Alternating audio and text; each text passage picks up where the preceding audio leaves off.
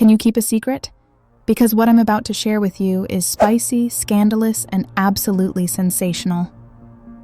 Welcome to episode 87 of Based on Not a True Story, where your steamy tales find their very exaggerated voice in me, Stella.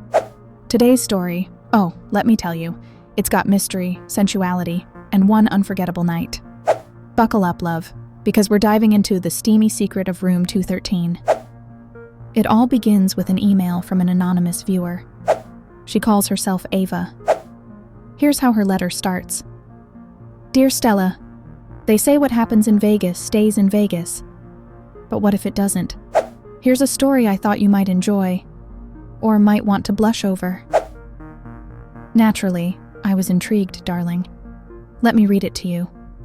Ava had just landed in Las Vegas for a business conference. You know, boring seminars by day, hopefully a little more excitement by night. She dressed the part, sleek black dress that hugged her curves as tightly as a second skin, subtle stiletto heels, and that iconic rouge lipstick. Ava was the picture of mysterious allure, and she knew it. Confidence was her perfume. On the first night at her smartly luxurious hotel, Ava opted out of the corporate dinner. Instead, she wandered into the rooftop lounge, the kind with dim lighting, dark oak tables, and a wicked view of the neon Vegas Strip. She ordered a dirty martini, which she later notes matched exactly how I'd end up feeling by midnight. Cheers to that, girl. Enter our co-star.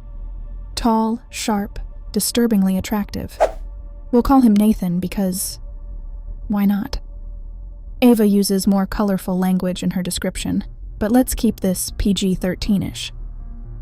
He was the kind of man complex enough to write novels about, she wrote.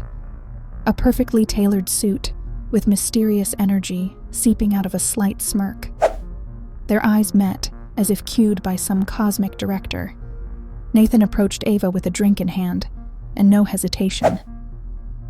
Is this seat taken? For conversation, that is? He teased. And from then on, the banter was flirty, effortless, electric. Turns out, Nathan wasn't part of her conference. He dropped a cryptic hint. He was there on business, but not the boring kind. Ava thought he might be joking, but who cared? His smolder could have turned sand to glass. As the night thickened like triple espresso, she found herself sharing laughs, clever quips, and even a few secrets. But the tension between them? Palpable. While finishing their third cocktail, Nathan glanced at the elevator bank. Without skipping a beat, he leaned in and whispered, Room 213, what if? What if indeed? Ava thought, her pulse in a tango. I probably should have hesitated, Ava admitted. But Stella, hesitation is for the boring. Ava made her way to her room first, ran her fingers through her hair, reapplied the rouge, and slipped into something sleek, but a touch softer. A knock at her door within moments led her straight to... plot twist. Nathan wasn't there. Instead, she received an envelope. Ava writes, It had no name, no logo, just read me, elegantly scrawled. Inside, a vintage playing card with a Queen of Hearts and the hotel stationery bearing instructions. Room 213, midnight. Intrigued, she tells herself, either this is the best night of my life, or I'm being lured into a bad Netflix true crime episode. But how could she resist? Now here's the juicy bit, my loves. Ava entered room 213, cautiously, but with that edge of thrill bubbling inside. The room was dimly lit, suffused with the soft glow of champagne gold lamps. Rose petals dusted over the bed like an affectionate storm. And there he was. Nathan, in an open collar, and the kind of intensity you only see on reels about romance gone rogue. What unfolded was Ava's awakening to mystery, spontaneity, and an intimate connection so fiery and fleeting that she nearly believed time stopped for room 213. Without giving explicit spoilers, not how we do it, their chemistry became the story.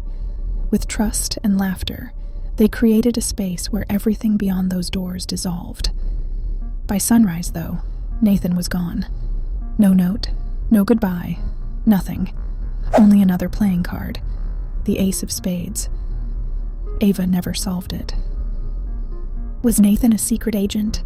Just a Vegas dream? Who knows? She wrote. To this day, she's haunted by that perfect, captivating stranger. But most of all, she thanks him for the most unforgettable night tucked into room 213. Phew, that's it. The steamy secret of room 213. A glorious cocktail of intrigue and desire, served with an elegant twist. What do you think, loves? Should Ava have stayed curious or stayed on her floor? Share your thoughts in the comments, and hey, if you've got scintillating fiction of your own, send it my way. Remember, life's about those wild cards. Until next time, it's Stella saying, keep it spicy but classy, darlings.